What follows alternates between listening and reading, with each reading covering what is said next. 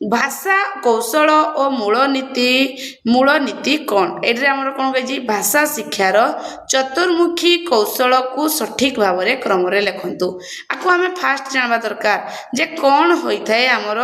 जो कौशलर क्रम फास्ट कौन करे गोटे छुआड़े श्रवण करे श्रवण पर कौन कह कथन कथन पर पठन पठन पर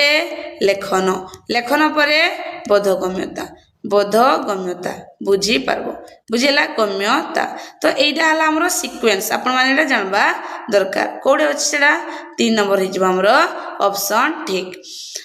बहुत मजा क्वेश्चन फास्ट क्वेश्चन इजी भाषा शिक्षा दानर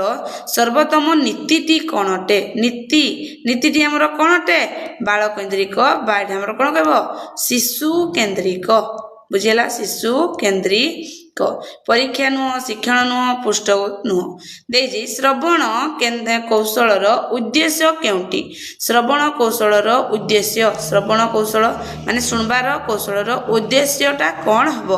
देखो फास्ट ऑप्शन शब्द गठन करिबा स्पष्ट उच्चारण करिबा सुनिथिबा विषय को बुझी परिबा फास्ट एटे आपण मान को कहली जे सबु सहित बोधगम्यताडा कनेक्ट हे जी तो हमें सुनिथिबा विषय को बुझी परिबा ए गला हमर उद्देश्य तापर लिखन कौशल शिक्षादान प्रारंभिक पद्धति कौन अटे लिखन कौशल शिक्षादान प्रारंभिक आम लेखबा आगु कौन करी शिखबा दरकार आम कौन करबा प्रथमे देखी देखी लेखबा जो छुआटा प्रथमे ओ जो लेखुजी से कौन करबो वर्णबोध बहिरु देखी देखी लेखबो प्रारंभिक पद्धति माने देखी देखी कौन हबो अनुकरण पद्धति सृजन लिख तो केते बाद रे विशद तो आहुरी नीरव तो आहुरी हला तापरे छात्र छात्री को धारा प्रवाहित